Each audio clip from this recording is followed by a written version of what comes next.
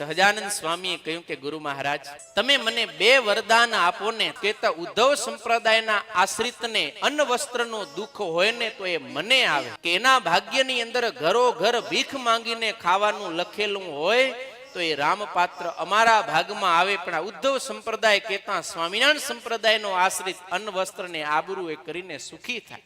આ ઉદ્ધવ સંપ્રદાયના આશ્રિતને એક વીછીની વેદના થવાની લખેલી હોય ને તો ભગવાન સ્વામિનારાયણ કહે કે અમને રૂવાડે રૂવાડે કરોડ વીછીની વેદના થાવ પણ આ ઉદ્ધવ સંપ્રદાયનો આશ્રિત દુખી ન થાવ. આ બે વરદાન મને આપો.